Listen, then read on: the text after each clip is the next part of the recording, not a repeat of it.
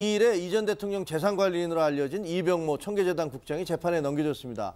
그 공소장에는 이명박 전 대통령을 다스의 실소유주로 이렇게 정하고 있는데 이 전 대통령의 아들 시영 씨, 이시영 씨는 공범으로 적시돼 있다면서요? 네, 여기 이제 공소장에 공범으로 적시가 돼 있기 때문에 일단은 이시영 씨에 대해서도 소환 조사가 있었었고 만약에 이 전 대통령이 소환되고 뭐 구속이 되게 된다면 이시영 씨에 대한 사법적 처리도 불가피한 것 아니냐 뭐 이런 전망들이 나오고 있는데요.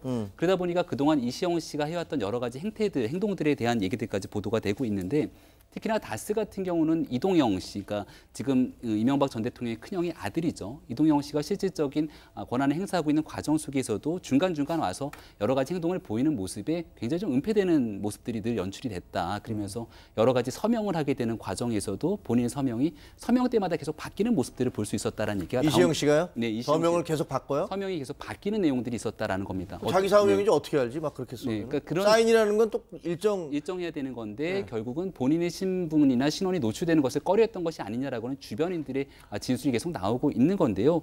일단은 이명박 전 대통령을 향하고 있는 이 다스에 대한 수사라고 하는 것은 이 전 대통령이 벌써 80에 가까운 나이기 때문에 그럼 이와 같은 막대한 재산과 회사가 결국은 이시영 씨를 통해서 이제 우회에 상속하려고 하는 부분들이 아니었냐라는 얘기가 나오고 있기 때문에 결과가 어떻게 될지 좀 지켜봐야 될 것 같습니다. 이시영 씨가 그렇게 사인도 막 바꾸고 굉장히 좀 특이한 행동을 한 거는 박근혜 정부 때도 사실 거의 4차례나 그렇게 검찰의 어떤 추적과 수사를 받았지 않습니까? 이제 그 과정에서 여러 차례만 털리기도 하고 하다 보니까 아무래도 그렇게 계속해서 사인도 바꾸고 또 어떤 그 회사에 출근하면은 블라인드를 내리고 뭐 방문을 잠그는 그런 행태를 한 것이 아니냐. 지금 말씀 나오셨으니까 네. 그 질문을 안 할 수가 없는데 그때 당시에 검찰이 4번이나 수사를 했는데 왜 하나도 못 밝혔죠?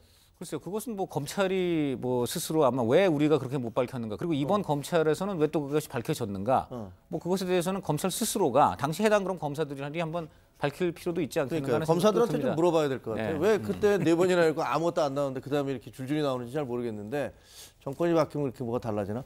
자, 검찰